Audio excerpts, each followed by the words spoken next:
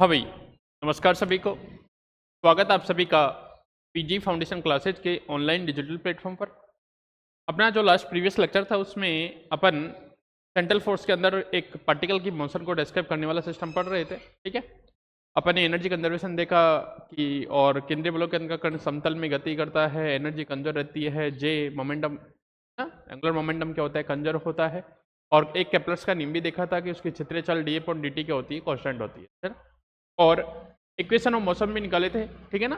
Under central force के अंदर है ना, दो इक्वेशन ऑफ मोशन आई थी अपनी, ठीक है ना। उनसे अपन ने बहुत अच्छा यूज करेंगे आगे। तो कल मैंने एनर्जी कंजर्वेशन प्रूव करवाया था वहाँ की कण की, अगर कोई पार्टिकल है, अगर सेंट्रल फोर्स के अंदर क्या कर रहा है, वो गति कर रहा है, तो उसकी जो इक्वेशन है उसके बेस से मैंने उसकी total energy, kinetic plus potential plus rotational, जो भी उन सबको मैंने कांस्टेंट प्रूव किया था। तो उनका जो सम होता है वो कोई कांस्टेंट होता है, ठीक है।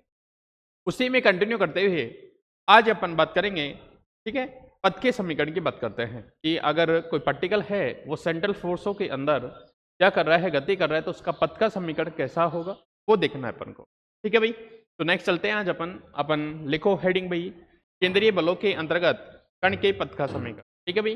हेडिंग लिखेंगे, देखना भाई, हेडिंग लिखेंगे केंद्रीय बलों के अंतर्गत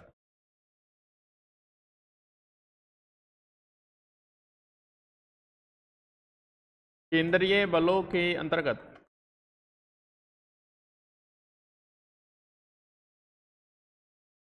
कण के पथ का समीकरण,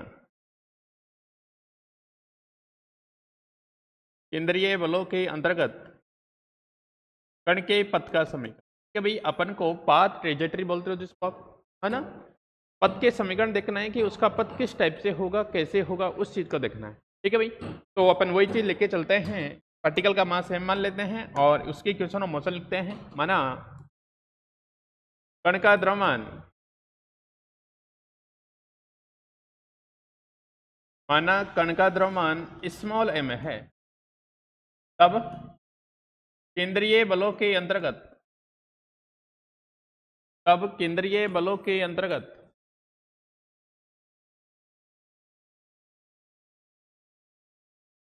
कण की गति के समीकरण,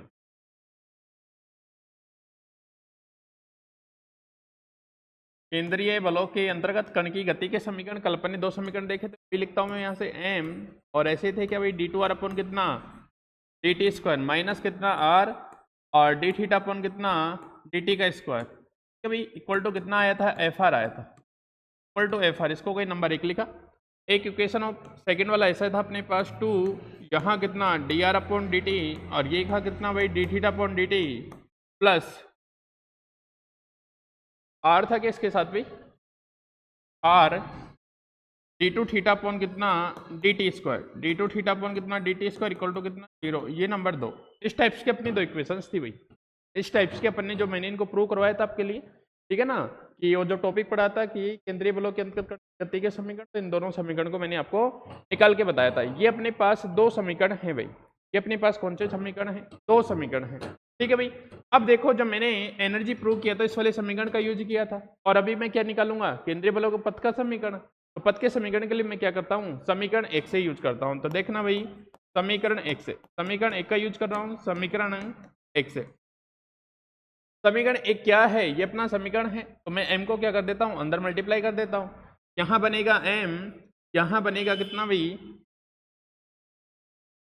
यहाँ बना m अपने पास, और ये बनेगा कितना, डी टू आर अपॉन कितना, D T square minus M R, ठीक है भाई। और यहाँ बन गया कितना, डी टू थीटा अपॉन कितना, डी टी स्क्वायर, इसका होल स्क्वायर, इक्वल टू कितना बनेगा, एफ आर बनेगा। इक्वल टू कितना बनेगा भाई, एफ आर बनेगा इक्वेशन फर्स्ट से, ठीक है भाई। अभी अपन ने पढ़ा था यहाँ पे, चूंकि जे इक्वल टू अपन ने ऐसे पढ़ा है भाई, एम आर स्क्वायर, और ये कितना, डी थीटा अपॉन कितना, डी टी। अगर यहाँ से मैं देखना चाहूँ, डी थीटा अपॉन कितना, डी टी, ये बनेगा कितना, जे अपॉन कितना, एम आर स्क्वायर, जे अपॉन कितना, एम आर स्क्वायर, ठीक है। यहाँ तक कोई दिक्कत नहीं। इसको मैं ऐसे भी लिख सकता हूँ ना, डी थीटा अपॉन कितना, डी टी, और यहाँ कितना, जे अपॉन कितना, एम आर स्क्वायर। देखना भाई क्या चेंजेस करता हूँ मैं, इसको डी थीटा, और इधर भी क्या लिख दिया, डी थीटा लिख दिया। कोई दिक्कत तुम्हें, डी थीटा कैंसिल आउट होकर 1 बन जाएगा, कोई दिक्कत नहीं है, कोई चेंज नहीं आएगा इसमें, ठीक है भाई। यहाँ तक कोई दिक्कत नहीं है। आगे मैं बात करता हूँ आपसे, अगर मैं इसको ऐसे लिखूँ इसको कोई नंबर लिख देता हूँ मैं 3 नंबर, ठीक है, और दोनों साइड से अगर थीटा हटाऊं तो डी अपॉन कितना लिखूं भाई,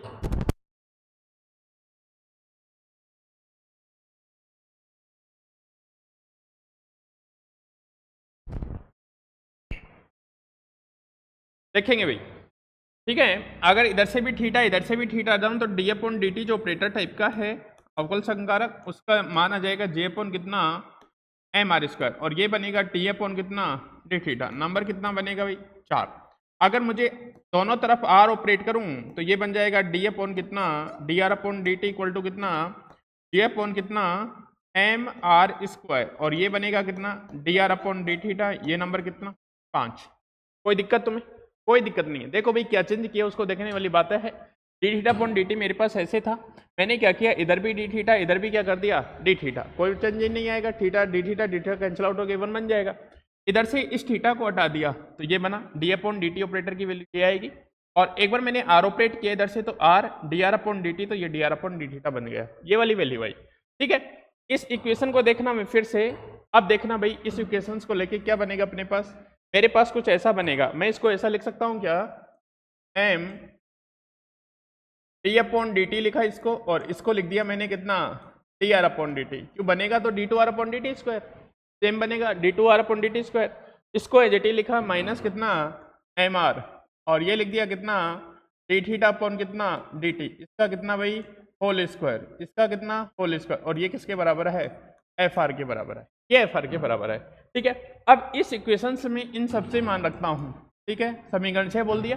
देखो यहाँ डी अपॉन डी टी रखूंगा, यहाँ D R upon D T रखूंगा, और यहाँ डी थीटा अपॉन किसका डी टी का मान रखूंगा, D theta upon D T, ठीक है। समीकरण 6 में मान रखने पर देखना भाई, समीकरण 6 में मान रखने पर, समीकरण 6 में मान रखने पर, अगर समीकरण 6 में मैं मान रखता हूं तो क्या बनेगा, देखना यहाँ पे M D upon D T का मान रखता हूँ, डी अपॉन डी टी, तो ये कितना बनेगा बताओ, यहाँ बनेगा जे अपॉन कितना एम आर स्क्वायर, और ये बना कितना डी अपॉन कितना डी थीटा, ठीक है। और D R upon D t कितना बनेगा, D R upon D T बनेगा जे अपॉन कितना एम आर स्क्वायर, और यहाँ बन गया कितना डी आर अपॉन कितना डी थीटा, दोनों की वैल्यू रख दी भाई मैंने, और यहाँ बनेगा माइनस एम आर, और d theta upon D t कितना जे upon m are square, J upon कितना एम आर स्क्वायर, इसका कितना होल स्क्वायर इक्वल टू कितना बनेगा एफ आर बनेगा, इक्वल टू कितना बनेगा भाई एफ आर बनेगा। कोई दिक्कत?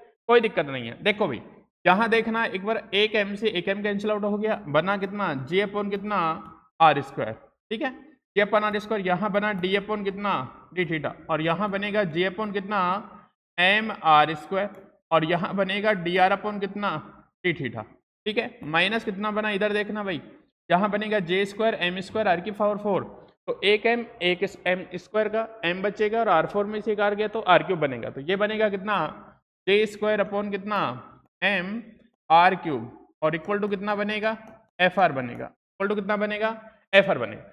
ये जे और एम थीटा के लिए कांस्टेंट है तो ये बाहर आ जाएंगे, यहाँ बनेगा कितना जे स्क्वायर अपॉन कितना एम आर स्क्वायर, देखना भाई यहाँ बना कितना डी अपॉन डी थीटा, और यहाँ बनेगा कितना भाई 1 अपॉन आर स्क्वायर, और ये बनेगा कितना डी आर अपॉन कितना डी थीटा, माइनस कितना जे स्क्वायर अपॉन कितना M R cube equal to कितना बनेगा एफ आर बनेगा, इक्वल टू एफ आर बनेगा। ये नंबर कितना लिख 7 नंबर लिख दिया, ये नंबर मैंने कितना लिख दिया 7 नंबर, ठीक है। अब देखो मैं इसको चेंज करूंगा, इसकी जगह मैं क्या लिख सकता हूँ वो देखना, ठीक है भाई। इक्वेशन से आपको ध्यान रहेगी ना, इक्वेशन से आपको ध्यान रहेगी। देखो मैं लिखता हूँ एक बार इक्वेशंस अपने पास ये बनी, यहाँ पे जे स्क्वायर अपॉन कितना एम आर स्क्वायर, यहाँ बना डी अपॉन कितना डी थीटा, 1 अपॉन कितना आर स्क्वायर, यहाँ बनेगा डी आर अपॉन कितना डी थीटा, माइनस यहाँ बनेगा जे स्क्वायर अपॉन कितना एम आर स्क्वायर, और इक्वल टू कितना बनेगा एफ आर। ऐसा ही एक इक्वेशन बन रहा है अपने पास, ठीक है। देखना भाई मैं क्या लेके चलता हूँ, अगर मैं ऐसे लेके चलूँ डी अपॉन डी थीटा और 1 अपॉन कितना R, D upon D theta 1 upon R लेके चलो तो इसको क्या लिख सकता हूँ मैं 1 अपॉन कितना आर स्क्वायर, और इधर कितना हो जाएगा डी आर अपॉन कितना डी थीटा। अरे थीटा के सापेक्ष अवकलन तो पहले तो आर का करूंगा, आर कितना हो जाएगा -1/r² और आर का कितना हो जाएगा dr अपन कितना d थीटा हो जाएगा। ठीक है, तो मुझे इसकी वैल्यू रखनी है तो माइनस को इधर भेज दूं, ये बनेगा कितना 1/r² और यहाँ कितना dr अपॉन कितना d थीटा माइनस ये बनेगा d अपॉन कितना d थीटा और यहाँ बना कितना 1/r। कहने का मतलब इस वाली वैल्यू की जगह मैं ये वाली वैल्यू रख सकता हूँ। ठीक है, तो देखना भाई इसको कोई नंबर लिखो, 7 ही है ना ये, हाँ ये 7 है, इसको 8 लिख दो। ये तो 7 एज इट इज लिखी मैंने, पीछे से 7 ही मान लेता हूँ, ये 8। समीकरण 7 तथा 8 से, समीकरण 7 तथा 8 से भी, 7 तथा 8 से क्या बनेगा देखना भाई, यहाँ बना कितना j² अपॉन कितना mr²। ठीक है भाई, यहाँ d अपॉन d थीटा, तो d अपॉन d थीटा तो रहेगा, d अपॉन d थीटा, इसके अंदर वाले की वैल्यू है ये कितना माइनस d अपॉन कितना d थीटा और ये कितना बन गया 1/r बन गया। और यहाँ as it is j² upon कितना mr² और ये कितना fr चल रहा है। ठीक है भाई, अब देखो ये माइनस बाहर आ जाएगा, ये d2 हो जाएगा। ठीक है, ये d2 हो जाएगा। ठीक है, देखना भाई यहाँ क्या बनेगा अपने पास, यहाँ माइनस बाहर आ गया, ये बन गया j² अपॉन कितना mr², j² अपॉन कितना बन गया mr² और ये बन गया कितना d2 थीटा अपॉन कितना dt², ये कितना 1/r, ये कितना बना भाई 1/r बना और यहाँ बना माइनस j² अपॉन कितना mr³ है, ये mr³ होना चाहिए भाई, देखना भाई देखना देखना mr³ है भाई, है ना, ये mr³ है, ये क्या है अपने पास mr³ है।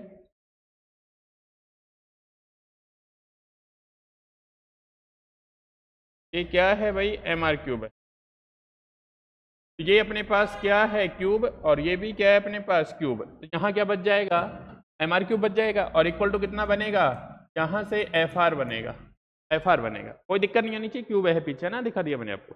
ठीक है, आगे चले अपन, आगे की बात करते हैं। तो इसमें से ये वाला जो कॉमन पार्ट है कॉमन निकाल दो, यहाँ बना माइनस j² अपॉन कितना mr² कॉमन पार्ट है, यहाँ तो कुछ नहीं बचेगा, यहाँ तो बचेगा d2 अपॉन कितना d थीटा², ये बना कितना 1/r माइनस कितना 1/r प्लस का हो जाएगा ये ना, माइनस बाहर निकाल दिया मैंने दोनों, यहाँ बना कितना fr, इस माइनस को इधर भेज दो, यहाँ बनेगा कितना j² अपॉन कितना mr²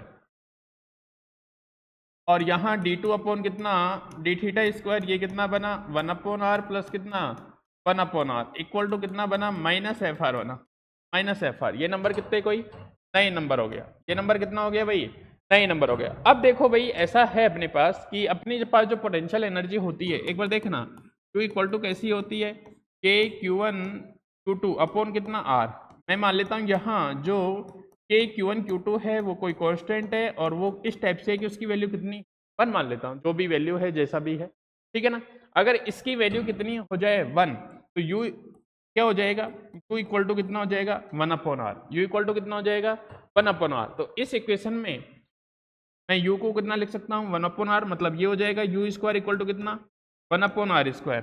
ठीक है, तो देखना 1/r² कितना हो जाएगा u², 1/r कितना हो जाएगा u, 1/r कितना u और r इक्वल टू 1/u हो जाएगा। यहाँ से बनेगा अपने पास j² u² अपॉन कितना भाई m और यहाँ कितना बनेगा अपने पास d2u अपॉन कितना d थीटा²। ठीक है, प्लस कितना बन जाएगा u इक्वल टू कितना बन जाएगा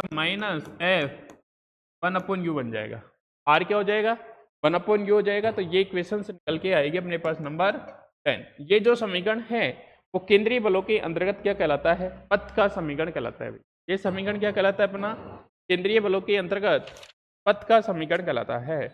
ठीक है भाई, कोई दिक्कत नहीं है। ठीक है, तो लिख सकते हो प्राप्त समीकरण, इधर लिख देता हूं मैं थोड़ा,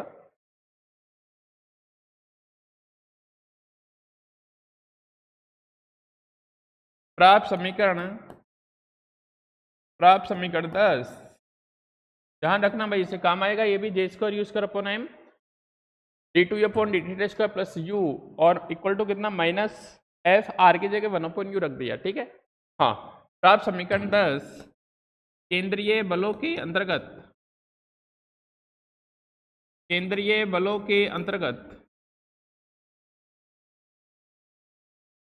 कण के पथ का समीकरण है, कण के पथ का समीकरण है भाई। कण के क्या है भाई, पथ का समीकरण है। ये इक्वेशन ऑफ किसका है, ट्रेजेटरी है उसका। इस टाइप से उसका क्या होगा, पाथ होगा। इस टाइप से उसका क्या होगा भाई, पाथ होगा। ठीक है भाई, जहां तक कोई दिक्कत हो तो बोलेंगे, नहीं बाकी आगे चलते हैं फिर अपन। देख लो भाई एक बार इसको लिख लो, नोट डाउन कर लो जल्दी से।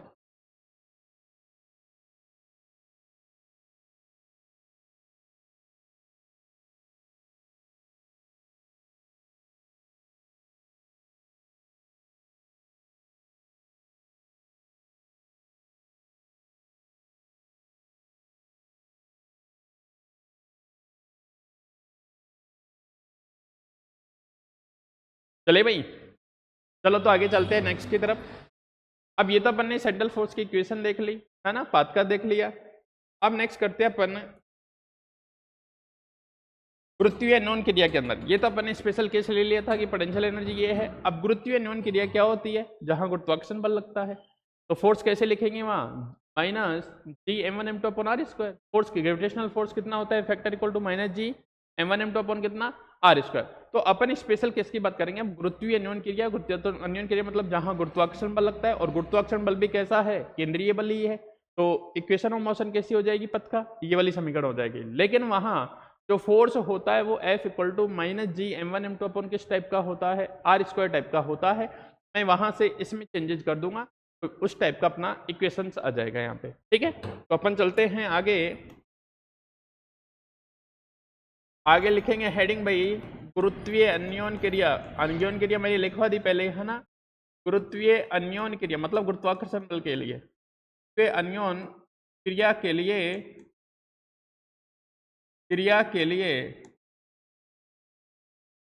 कण के पथ का समीकरण,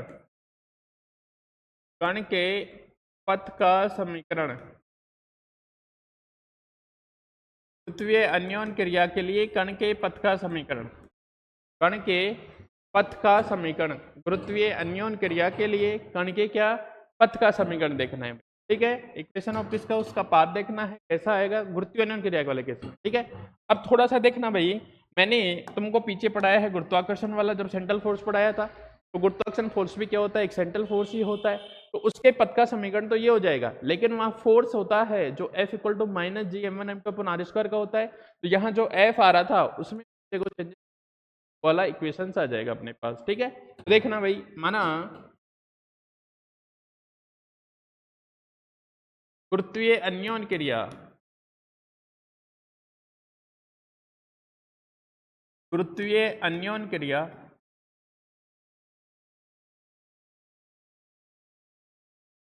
में गुरुत्वाकर्षण बल, गुरुत्वाकर्षण बल तो द्रव्यमान, तो द्रव्यमान m1 तथा m2 के मध्य निम्न प्रकार से कार्य करता है, निम्न प्रकार से, निम्न प्रकार से कार्य करता है। तो वहां ऐसे लिखा था अपन ने भाई, एफ आर अगर लिखूँ तो minus G M one M two upon कितना हो जाता है ये, आर स्क्वायर। ठीक है भाई, अब देखो इसमें भी मैं कुछ मान लूंगा कि माना ये G M one M two है, जो कोई कांस्टेंट मान लेता हूँ, G M one M two equal to कोई के मान लेता हूँ। तो ये जो अपना एफ आर निकल के आया था, इसको मैं के अपॉन कितना, आर स्क्वायर। और चूंकि u इक्वल टू अपन ने कितना देखा था, वन अपॉन आर, उस केस में इसको मैं कितना लिख सकता हूँ, इसको लिख दूंगा कितना, एफ वन अपॉन यू, और एफ वन अपॉन यू में माइनस के बनेगा, और ये कितना बन जाएगा, यू स्क्वायर। तो मतलब कहने का मतलब मैं एफ यू की वैल्यू क्या रख दूंगा, माइनस के यू स्क्वायर नंबर कितना, एक। ये वाली चीज रख दूंगा, बाकी बस और कुछ चेंजेस नहीं आएगा। ठीक है, लिखो, अतः क्योंकि हम जानते हैं, हम जानते हैं कि गुरुत्वीय अन्योन क्रिया,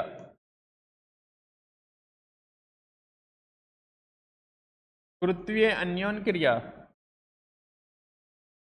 एक केंद्रीय अन्योन क्रिया है, केंद्रीय अन्योन क्रिया है, मतलब इसमें भी सेंट्रल फोर्स ही लगता है। अतः केंद्रीय बलों के अंतर्गत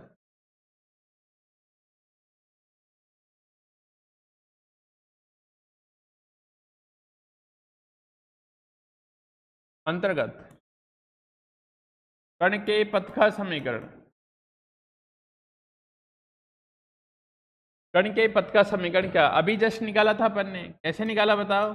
J square you square upon कितना एम, और यहाँ कितना डी टू यू अपॉन कितना डी थीटा स्क्वायर प्लस कितना यू इक्वल टू कितना minus F one upon you. ऐसा अपन ने इक्वेशन निकाला था अभी, ऐसा अपन ने क्या निकाला था अभी?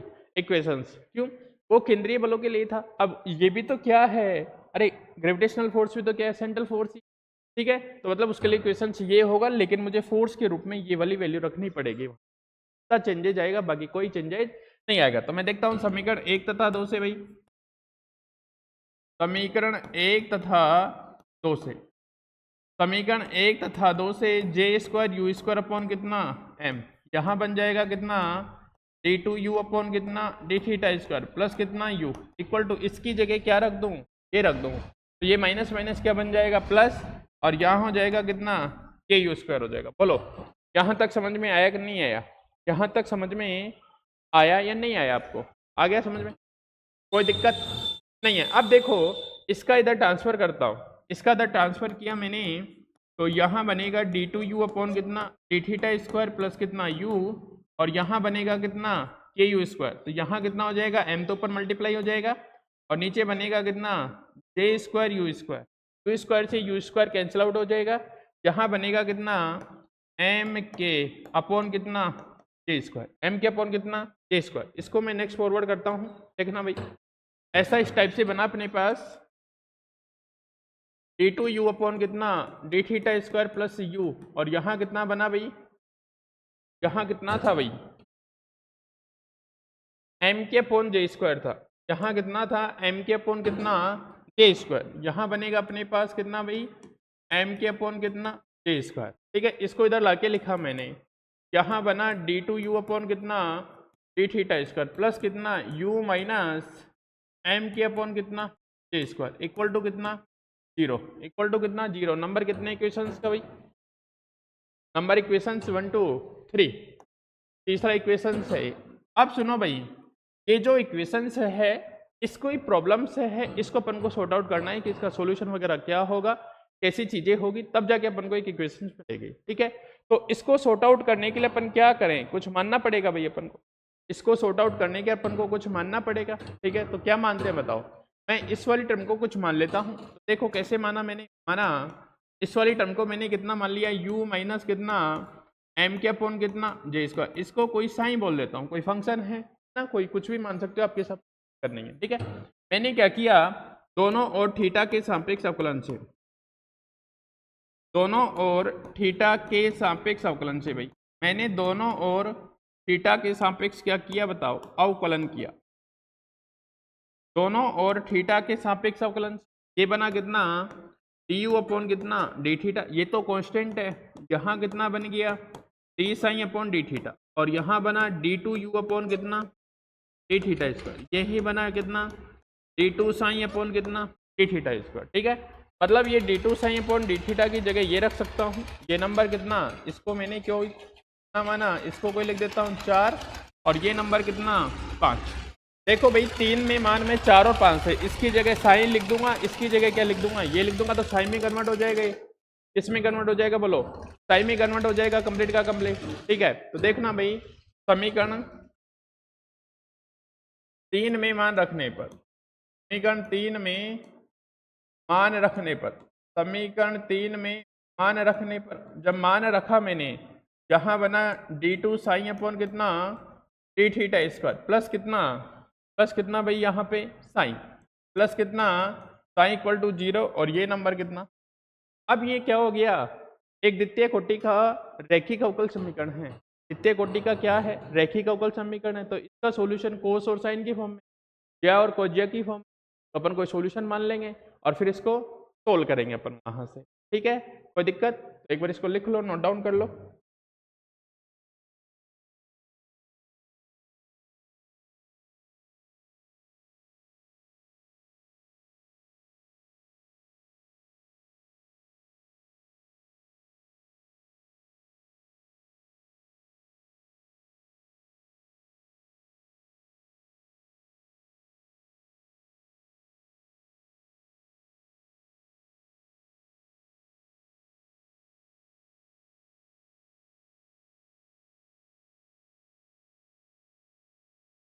चले भाई, चलो तो आगे की बात करते हैं अपन इससे। ये इक्वेशन आ गई अपनी। देखो, प्राप्त समीकरण में लिखता हूं यहाँ, प्राप्त समीकरण एक द्वितीय कोटि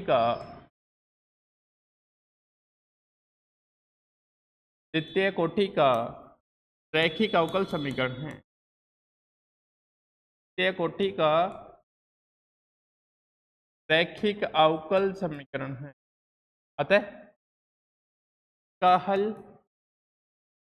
इसका हल अपन को जैसे मान sine equal to sine naught, और ये मान लिया cos थीटा नंबर कितना 7। Sine equal to sine naught कितना मान लिया cos थीटा। कोई दिक्कत नहीं होनी चाहिए भाई, सेकंड ऑर्डर का है। cos साइन की फॉर्म में लिखो या e की पावर आइटा वाली बात वही निकल के आएगी अपने पास। ठीक है, चलें आगे अपन। अब देखो तो अब जब ये सॉल्यूशन है तो अपन ने यहाँ पीछे माना था, इसको की जगह रख देता हूँ नंबर समीकरण 4 से। समीकरण 4 तथा 7 से, 4 तथा 7 से क्या बनेगा, u माइनस एम के अपॉन जे स्क्वायर, इसकी जगह साइन। तो ये बना कितना, u माइनस कितना एम के अपॉन कितना जे स्क्वायर इक्वल टू कितना साइन। तो साइन बनेगा कितना साइन नॉट, और ये बन गया कितना cos theta. Sine equal to कितना बन गया साइन नॉट इक्वल टू कितना बन गया cos थीटा। इसको इधर भेजो, इसको किधर भेजो, इधर भेज दो। तो u इक्वल टू कितना बनेगा भाई, यहाँ बनेगा साइन नॉट, और ये बन जाएगा cos थीटा प्लस कितना एम के अपॉन कितना जे स्क्वायर। एम के अपॉन कितना जे स्क्वायर। एम के अपॉन जे स्क्वायर को कॉमन निकालो इधर से। एम के अपॉन जे स्क्वायर को कॉमन निकालोगे, u इक्वल टू कितना बनेगा, यहाँ तो लिख दिया मैंने एम के अपॉन कितना जे स्क्वायर। यहाँ बना 1 प्लस कितना, इसमें है नहीं तो इससे रिवर्स होकर मल्टीप्लाई हो जाएगा। यहाँ बनेगा साइन नॉट cos थीटा, ये बनेगा कितना जे स्क्वायर अपॉन कितना एम के बन जाएगा। जे स्क्वायर अपॉन कितना एम के बन जाएगा। ठीक है, कोई दिक्कत है भाई, कोई दिक्कत नहीं है। अब देखो इसमें जो क्वांटिटी है, जो कांस्टेंट है, इसको कुछ मान लेते हैं अपन। तो कुछ क्या मान लेते हैं अपन, कुछ क्वांटिटी मान लेते हैं। देखो ये क्वांटिटी है तो मैं इसे मान लेता हूँ, माना ये वाली है जो एम के अपॉन जे स्क्वायर, इसको कोई मैं 1 अपॉन पी बोल देता हूँ। ठीक है, मैंने अपनी तरफ से मान लिया पी। और यहाँ जो क्वांटिटी है sine naught J square upon कितना एम के, इसको क्या बोल देता हूँ एप्सिलॉन। ये उत्केंद्रता कहलाएगी बाद में जाके। ठीक है भाई, क्या कहलाएगी ये उत्केंद्रता। ठीक है, तो ये यहाँ रखता हूँ। तो u इक्वल टू कितना बनेगा 1 अपॉन कितना p। अरे भाई इक्वेशन में कन्वर्ट करना चाह रहा हूँ, इसलिए मैंने इसे मान लिया ना, ज़्यादा डिस्टर्ब नहीं करे अपन को। ये कितना बनेगा 1 प्लस यहाँ कितना एप्सिलॉन, और ये बन जाएगा कितना cos थीटा। अब चूंकि u इक्वल टू कितना था अपने पास 1 अपॉन आर, 1 अपॉन आर बन गया, ये कितना 1 अपॉन पी 1 प्लस एप्सिलॉन, और ये बन गया कितना cos थीटा।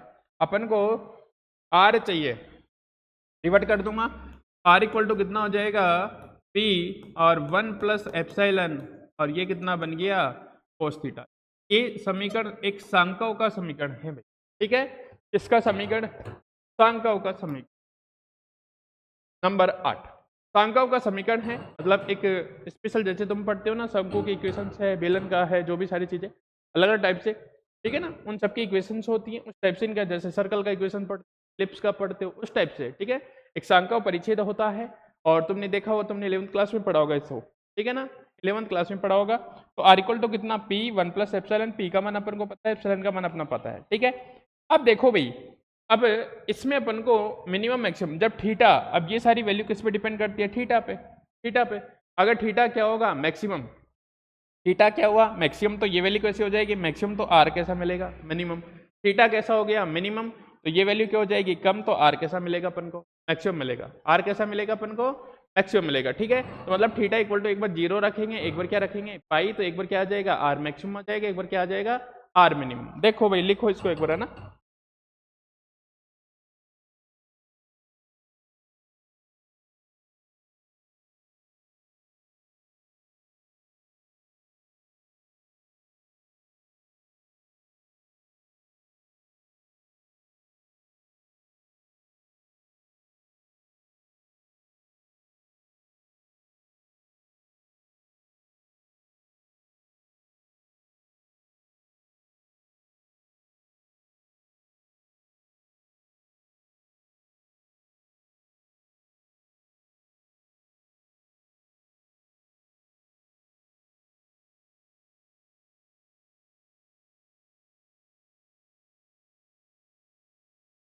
चले भाई, देखो भाई, इस इक्वेशंस को आगे फॉरवर्ड करता हूं मैं। R equal to P one plus epsilon cos theta, ठीक है। देखना ये इक्वेशंस कैसे आई अपने पास, आर इक्वल टू पी और यहाँ आई वन प्लस कितना एप्सिलॉन कॉस थीटा, ठीक है। प्राप्त समीकरण एक सांख्यिक का समीकरण है, सांख्यिक का समीकरण है जो कि गुरुत्वीय अन्योन क्रिया के अंतर्गत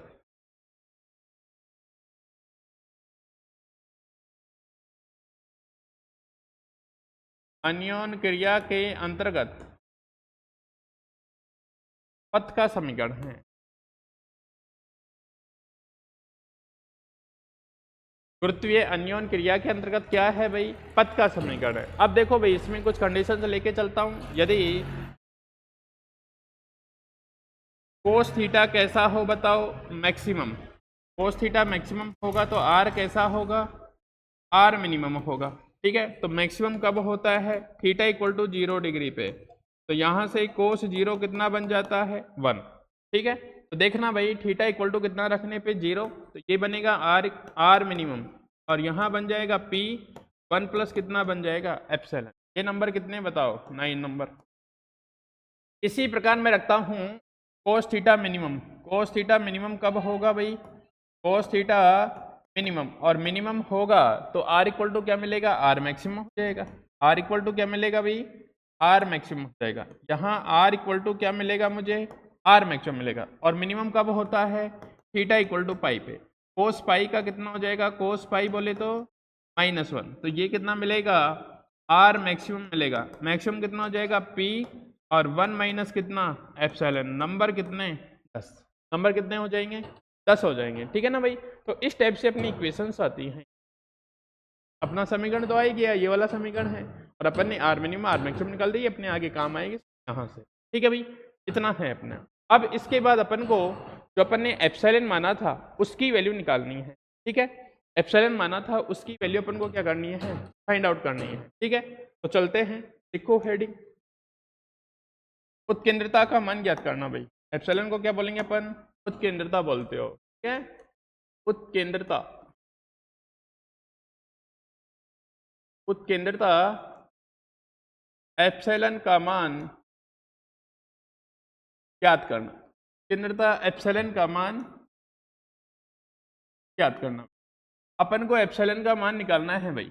तो एप्सिलॉन के मान निकालने के लिए अपन क्या करेंगे, अपन ने एक थ्योरम पहले प्रूव की हुई है कि केंद्रीय बलों के अंतर्गत जो kinetic energy, total energy E equal to वो क्या होता है, कांस्टेंट होता है। E इक्वल टू क्या होता है, कांस्टेंट होता है। बस वहीं पे कुछ चेंजेस करूंगा और वहीं से मैं क्या निकालूंगा, एप्सिलॉन का मान निकालूंगा, ठीक है। तो देखना भाई, क्योंकि हम जानते हैं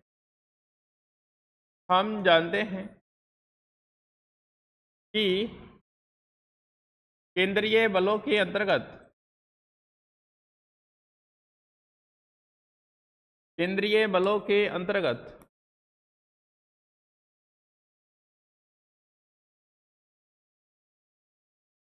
केंद्रीय बलों के अंतर्गत कण की कुल ऊर्जा का मान नियत या संरक्षित रहता है, नियत या संरक्षित रहता है। नियत या संरक्षित रहता है। तो ई इक्वल टू कैसे निकाला था भाई अपन ने, वहाँ वैल्यू कैसी आई थी भाई, 1/2m dr/dt का स्क्वायर, कुछ देखना एक बार, plus 1/2i omega square plus कितना u इक्वल टू, ये नियत आया था। ठीक है, इक्वल टू क्या आया था अपने पास, नियत आया था। अब सुनो मेरी बातें, अपन ने पोटेंशियल कैसे देखा था, पोटेंशियल एनर्जी, पोटेंशियल कैसे होता है, ठीक है भाई, क्योंकि u इक्वल टू अपन ने ऐसे पढ़ा था कि Q1 Q2 अपॉन कितना R। अगर पोटेंशियल किसकी बात करूं मैं, ग्रेविटेशनल के लिए, तो u इक्वल टू कितना हो जाएगा, -g m1 m2 अपॉन कितना R। इसको कोई कांस्टेंट मान लो, इसको कोई constant g m1 m2 equal to कितना, कोई k मान लेता हूं, तो u इक्वल टू कितना -k अपॉन R हो जाएगा। u इक्वल टू कितना हो जाएगा, -k अपॉन R। तो इसकी जगह कितना रख दूंगा, -k अपॉन R रख दूंगा। कोई दिक्कत तुम्हें, कोई दिक्कत नहीं, ठीक है। तो देखना भाई ये इक्वेशन क्या बनेगी, ये इक्वेशन अपने पास बनेगी ई इक्वल टू कितना 1/2m, यहाँ कितना dr/dt का स्क्वायर, ठीक है, प्लस कितना हाफ आई ओमेगा। इसको उस वाली फॉर्म में कन्वर्ट करूँ क्या, जे वाली में, तो जे वाली फॉर्म में अगर जे में कन्वर्ट करूँ तो ये कुछ ऐसे होनी चाहिए भाई, जे स्क्वायर अपॉन कितना 2mr स्क्वायर, ठीक है भाई। इसको मैंने कल कन्वर्ट किया था तो आई ओमेगा लिखा था, तो आई स्क्वायर ओमेगा स्क्वायर और नीचे आई बन जाएगा, तो ऐसे ही कैंसिल आउट होकर हाफ आई ओमेगा स्क्वायर वाली फॉर्म, ठीक है। लेकिन मैंने उसको उसी फॉर्म में कन्वर्ट कर दिया, और ये माइनस कितना बनेगा, के अपॉन आर बनेगा, माइनस कितना बनेगा, के अपॉन आर बनेगा। यहाँ तक कोई दिक्कत नहीं, यहाँ तक कोई दिक्कत नहीं है। अब देखो भाई अपने इक्वेशंस कैसा था, अपना अभी इक्वेशन चला है वो कुछ ऐसे है, आर इक्वल टू कितना पी, और यहाँ कितना 1/एप्सिलॉन कोस थीटा, ठीक है। अब आर मिनिमम कब होगा, आर मिनिमम कब होगा, जब पी और 1 माइनस कितना एप्सिलॉन होगा, 1 माइनस कितना होगा, एप्सिलॉन होगा, ठीक है। अब जब ये R equal to are minimum होगा, आर इक्वल टू क्या होगा, आर मिनिमम, तब अपने पास एप्सिलॉन की ये वैल्यू मिलेगी भाई। आर इक्वल टू क्या होगा बताओ, R minimum, R equal to are minimum होगा तो मिनिमम वाले केस है ना, ये ज्यादा होना चाहिए तब क्या मिलेगा, मिनिमम। जब अब ये R equal to are minimum हो गया, तब देखना भाई क्या बनेगा, ठीक है। तो अपन r equal to are minimum रखते हैं और आर मिनिमम की वैल्यू निकाल लेते हैं यहाँ से, ठीक है। तो देखना भाई आर इक्वल टू जब आर मिनिमम है तो मिनिमम की वैल्यू ये है, और इसमें R equal to are minimum रखा तो ये बनेगा कितना, ई इक्वल टू ऐसे कुछ बनेगा 1/2m, यहाँ कितना टी, ये कितना आर मिनिमम अपॉन कितना dt का स्क्वायर, प्लस कितना भाई जे स्क्वायर अपॉन कितना 2m, और ये कितना आर मिनिमम, ठीक है, और माइनस कितना के अपॉन कितना आर मिनिमम, के अपॉन कितना हो जाएगा आर। अब आर मिनिमम तो कोई कांस्टेंट हो गया, तो ये वाली वैल्यू तो कितनी हो जाएगी 0, तो ये बन जाएगा कितना D R minimum upon dt कितना हो गया 0, तो ये बन गया ई 0, प्लस यहाँ बन गया कितना जे स्क्वायर अपॉन 2m, और ये कितना आर मिनिमम का स्क्वायर, माइनस कितना के अपॉन कितना आर मिनिमम, के अपॉन कितना बन गया आर मिनिमम। कहने का मतलब यहाँ से अपने पास ये बना ई इक्वल टू यहाँ से बना जे स्क्वायर अपॉन कितना 2m, आर मिनिमम का मान कितना p 1 प्लस एप्सिलॉन, यहाँ बना p और 1 प्लस एप्सिलॉन का स्क्वायर, और यहाँ कितना बना k, और आर मिनिमम कितना है p, यहाँ कितना 1 प्लस एप्सिलॉन है, 1 प्लस कितना है एप्सिलॉन। कोई दिक्कत भाई, यहाँ तक कोई दिक्कत नहीं है, ठीक है। तो ये कितना बनेगा देखो, एल नीचे कितना बन जाएगा ई, ये वाला नीचे आएगा ऊपर चला जाएगा, यहाँ जे स्क्वायर 1 प्लस एप्सिलॉन का स्क्वायर, और यहाँ बनेगा कितना 2mp स्क्वायर, माइनस यहाँ के 1 प्लस एप्सिलॉन अपॉन कितना p बनेगा। अब चाहो तो p का मान रख दो, p अपन ने कितना माना था पीछे भाई, p कितना माना था जे स्क्वायर अपॉन m के, क्योंकि अपने पास p था कितना जे स्क्वायर अपॉन कितना m के, अपन ने उसको रिवर्ट करके माना था। मैं दिखा देता हूँ भाई आपको, यहाँ माना था कहीं पे, ये देखो p, तो p का मान निकालूंगा तो p कितना हो जाएगा, यहाँ से बन जाएगा कितना जे स्क्वायर अपॉन कितना m के, तो ये वाली वैल्यू वहाँ पे रखता हूँ मैं, देखो P square J square upon M K यहाँ रखूंगा तो ई इक्वल टू कितना बनेगा, यहाँ बना कितना जे स्क्वायर 1 प्लस कितना एप्सिलॉन का स्क्वायर अपॉन कितना 2m, और यहाँ कितना बनेगा जे की पावर 4 हो जाएगा और इधर होगा m स्क्वायर के स्क्वायर, ठीक है, माइनस ये बनेगा k 1 प्लस एप्सिलॉन और p का मान कितना है जे स्क्वायर अपॉन कितना m के, कोई दिक्कत नहीं है। देखो m से m कैंसिल आउट हो गया, बाकी m के स्क्वायर ऊपर चला गया, e इक्वल टू कितना बना, यहाँ बना जे स्क्वायर 1 प्लस एप्सिलॉन का स्क्वायर और यहाँ बना कितना m के स्क्वायर डिवाइड में कितना बना भाई 2j स्क्वायर, 2j की पावर 4 और माइनस कितना ये m के ऊपर चला गया तो m के स्क्वायर और यहाँ कितना 1 प्लस एप्सिलॉन अपॉन कितना बताओ j स्क्वायर से j स्क्वायर गया नीचे j स्क्वायर बचेगा, ठीक है, e इक्वल टू यहाँ बन गया 1 प्लस एप्सिलॉन का स्क्वायर और इधर कितना m के स्क्वायर और इधर कितना भाई 2j स्क्वायर और माइनस कितना m K square 1 plus epsilon और इधर कितना भाई j स्क्वायर। कोई दिक्कत नहीं है, जो पार्ट कॉमन है वो कॉमन निकाल दो भाई, जो पार्ट कॉमन है वो कॉमन निकाल दो। देखना यहीं सोल्व करते हैं इसको आगे लेके।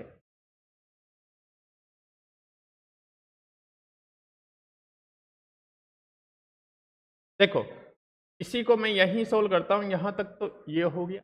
इधर देखना ये अपने पास ये आया तो यहाँ क्या मिला अपन को e मिला, e यहाँ कितना कॉमन क्या मिलेगा भाई m के स्क्वायर, यहाँ m K square 1 plus epsilon upon में कितना j स्क्वायर कॉमन मिला, ठीक है, यहाँ कितना बन गया अपना 1 प्लस एप्सिलॉन अपॉन 2 माइनस कितना 1, ठीक है, तो 2 उधर चला जाएगा, e इक्वल टू कितना बनेगा m के स्क्वायर अपॉन कितना j स्क्वायर 1 प्लस कितना एप्सिलॉन, यहाँ कितना बनेगा 1 प्लस एप्सिलॉन माइनस 2 अपॉन कितना 2, ठीक है, एक से का एप्सिलॉन माइनस 1 इसको इधर भेज दो, e j स्क्वायर अपॉन कितना अपन को एप्सिलॉन चाहिए m के स्क्वायर और यहाँ कितना बनेगा भाई 1 प्लस एप्सिलॉन तो रहने दो, है ना, अपन को एप्सिलॉन चाहिए तो 1 प्लस कितना बन गया एप्सिलॉन और यहाँ कितना आएगा बताओ epsilon minus 2 epsilon minus 1 upon कितना, ठीक है,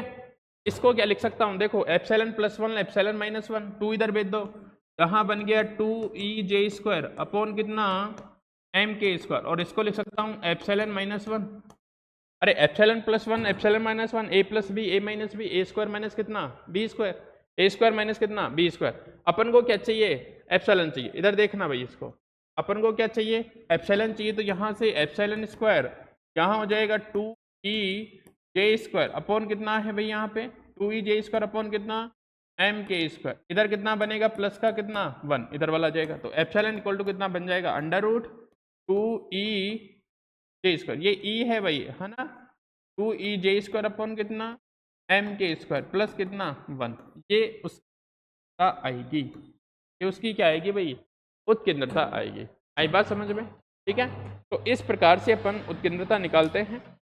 अब ये जो पद का समीकरण आया इसको अपन देखेंगे कि एनर्जी और एप्सिलॉन के बेस पे ये अलग अलग कैसे होता है, ठीक है, और तब अपन को कहाँ से देखना होगा उसको लिए अपन इसको पढ़ेंगे कार्तीय निर्देश तंत्र, कहाँ पे कार्तीय निर्देश तंत्र में, ठीक है, और जैसे जैसे एप्सिलॉन अलग होगा वैसे वैसे अपन को अलग अलग पाथ की क्या मिलेगी इक्वेशंस मिलेगी, अलग अलग पाथ की क्या मिलेगी भाई इक्वेशंस मिलेगी, ठीक है, तो आज के लिए इतना ही करते हैं, मिलते हैं आपसे कल भाई, ओके भाई, थैंक यू।